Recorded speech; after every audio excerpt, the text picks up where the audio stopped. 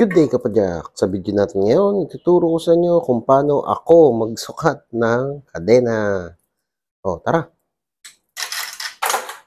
Kung bago ka lang sa channel ko, huwag kalimutan mag-subscribe at i-click yung bell icon para notified ka sa mga future videos ko.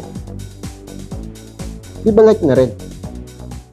Ang gagawin natin pagsusukat ng kadena guys, sariling technique ko lang. Kung newbie ka pa lang at ayaw mo ng masyadong technical na pagsusukat ng kadena, itong video na to ay para sa'yo. Sobrang simple lang. So, kahit anong speed to, kahit anong bisikleta to, hindi lang to para sa 9 speed, kahit ano. So, yung demo bike natin, naka 9 speed siya. Ito yung bago nating kadena na 9 speed din. Tapos, 116 links. So, ang gagawin mo lang, ikabit mo lang tong kadena. Salpak mo lang dito sa bike mo. Okay? Ayan na, nakalagay na yung kadena. So, ang titignan mo dito, itong dulo, itong pulley, itong tension pulley ng RB. So, tignan mo kung anong position niya. So, ang gagamitin natin yung parang orasan. Ang goal natin dito, itong pulley na to, dapat mapunta sa bandang 7 o'clock. So, nandito yan. Ito yung LS6, 6 o'clock, 7, 8, 9, tapos 10. So, itong 10 o'clock position, hindi pwede yan. Mali yan dahil yung kadena, ayan o. Masyadong nakadikit dito sa pulley. Pag pinaglapit natin tong kadena, yan, bababa yan, mapupunta sa 9, di ba? Tapos, dikit mo pa. Pagdating naman dito sa dulo, mag-imagine ka lang na meron kang missing link.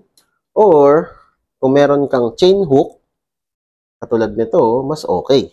Para hindi ka mahirapan. Pero kung wala, kamay na lang sa imahinasyon.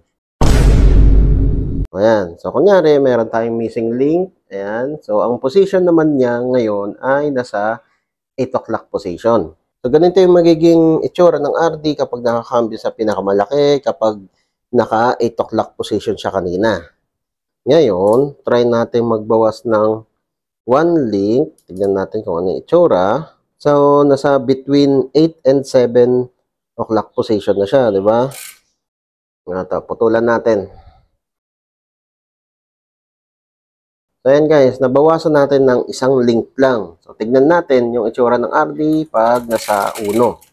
Malaking cog. Oh, yun. So, nag-shift yung position ng RD from 6 o'clock. Ngayon naman, nasa between 6 to 5 o'clock na siya. Diba? Papunta na siya ng 5 o'clock. Ayan na guys, nasukat na natin kadena. Okay na yan. Goods na. Ang iiwasan lang talaga natin dyan, yung mapunta yung RD, papunta dito sa 4 o'clock o 3 o'clock position. Ngayon lang yun guys, ganun lang magsukat ng kadena. Napakadali lang, di ba? Ngayon naman, kung ang bike mo naka-set up ng malalaking gear ratio, kunyari 46 teeth o 50 teeth o 51 teeth yung sprocket mo, tapos ganun din yung sa chainring, malalaki din. 40, 44, 46, 48, 50, 54, 58. Kaya palaki ng palaki. Yung kadena naman, paiksi ng paiksi. Yung 116 links, kakapusin na yon. Ang gagawin mo na lang, magdudugtong ka. Kailangan mong bumili ng 2 set ng kadena. Tapos magkaparehas ng brand saka ng model. Saka syempre ng speed. Huwag ka maghahalo ng ibang brand. Kasi iba-iba yung design nila eh.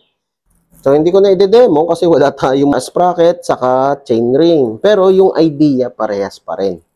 Kung naka 7, 8, saka 9 speed kayo, okay lang na pagdugtungin nyo dito sa rivet.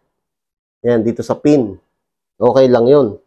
Pero kung nasa 10, 11, 12 na kayo, mas maigi na i-missing link nyo na lang. So, bali magiging 2 yung missing link nyo.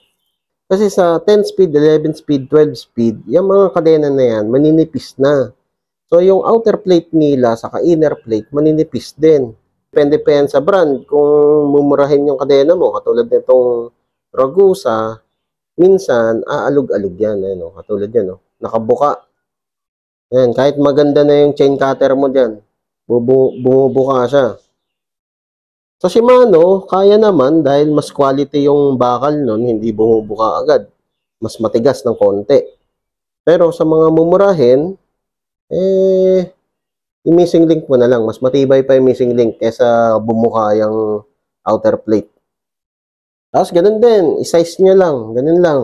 Basta ang position lang ng RD, mapunta siya sa in-between ng 8 saka 7 o'clock.